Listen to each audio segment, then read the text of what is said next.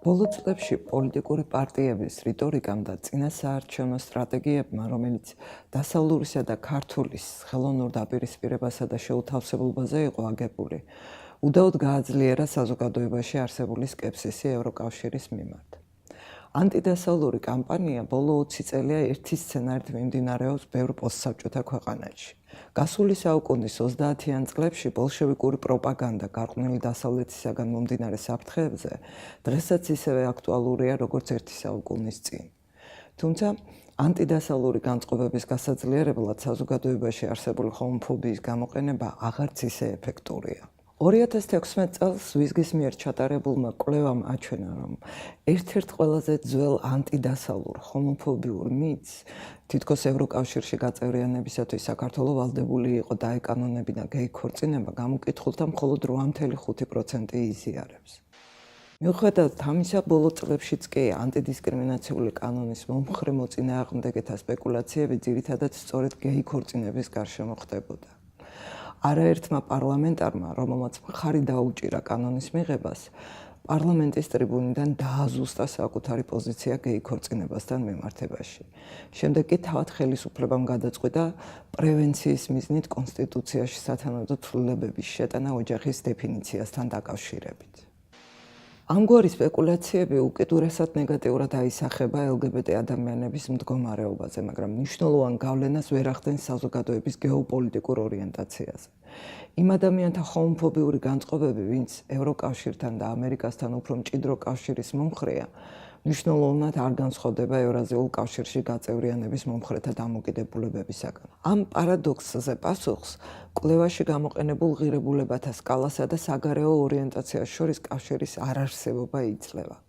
ევროკავშირიცა და ნატოც საზოგადოებისთვის ეკონომიკურ და პოლიტიკურ უსაფრთხოებას უკავშირდება და არა ადამიანის უფლებებს და ღირებულებებს. სიტუაციის გასაანალიზებლად საინტერესო სურათს იძლევა საქართველოში არსებული სიტუაციის ანალიზი უფრო ფართო კონტექსტში.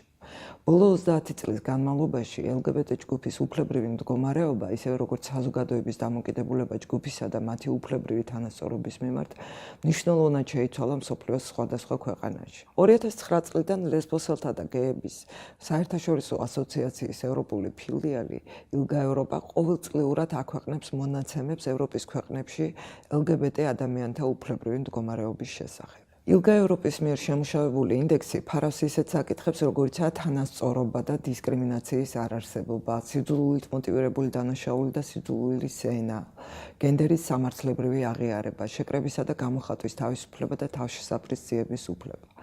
6-ვე კატეგორიას მინიჭებული აქვს შესაბამისი წონა, რომლითაც ხდება ქვეყნის საერთო ინდექსის დათვლა.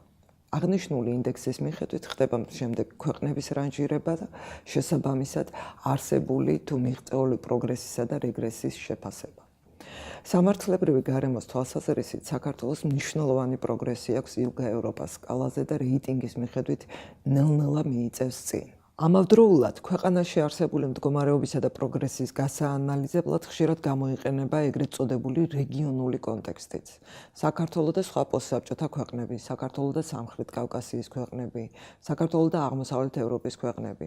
ერთი შეხედვით, ILGA Europის სკალის მიხედვით, საქართველოში საკანონმდებლო დონეზე არსებული პროგრესის თვალსაზრისით განსვლა იმდენად დიდია უკვე სხვა ქვეყნებთან, რომ სრულიად უადგილოა მისი შედარება მაგალითად სომხეთსა და აზერბაიჯანთან, ისევე როგორც რუსეთთან, უკრაინასთან, მოლდოვასთან ან ბელორუსიასთან. ბალტიისპირეთის ქვეყნებთან შედარებით და ცალკე გამოყოფა ამ შემთხვევაში მნიშვნელოვანია იმდენად, რამდენადაც ეს ის პოსტსაბჭოთა ქვეყნებია, რომლებიც ევროკავშირის წევრი ქვეყნები არიან უკვე. ლიტვასთან და ლატვიასთან შედარებით ბევრად უკეთესად გამოვიყურებით.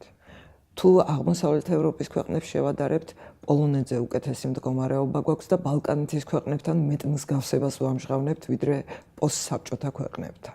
მეორე მხრივ, თუ კი ჰომოფობიური განწყობების თვალსაზრისით შევაფასებთ სიტუაციას, საქართველო პირველ ხუთეულში შედის სომხეთთან, მოლდოვასთან, რუსეთთან და ბელორუსიასთან ერთად, რაც აისახება კიდევაც LGBT ადამიანების რეალურ მდგომარეობაზე ამ ქვეყნებში. ამგვარი განსვლა რეალურ და ინდექსზე გამოსახულ პროგრესს შორის მხოლოდ საქართველოსთვის არაა დამახასიათებელი. ILGA Europის სკალაზე პროგრესის ინდექსის მიხედვით ცენტრალური ევროპის ქვეყნებს შორის უნგრეთი ლიდერია.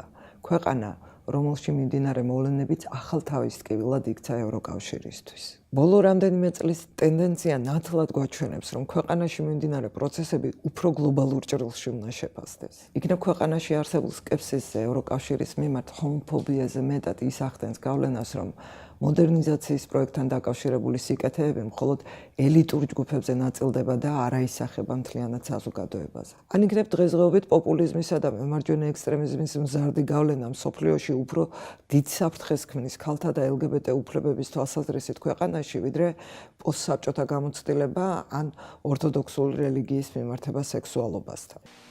პესიმისტური პროგნოზების მიუხედავად, ფაქტია, რომ საქართველოში არსებული ანტიგენდერული და ანტი-LGBT განწყობები და დინამიკა უფრო გლობალური პროცესების კონტექსტში და სხვა რეგიონულ ჭრილში უნდა გავიაზროთ, შევაფასოთ და ვიმოქმედოთ ამ პროცესში ჩართულმა ყველა აქტორმა. მათ შორის საერთაშორისო ინსტიტუციებმა და ფონდებმა, რომლებიც ძირითადად საკანონმდებლო გარემოს გაუმჯობესებაზე არიან ორიენტირებულები და არ ითვალისწინებენ რეგიონული კონტექსტის ცვლილებებს და გლობალური პროცესებიდან მომდინარე საფრთხეებს.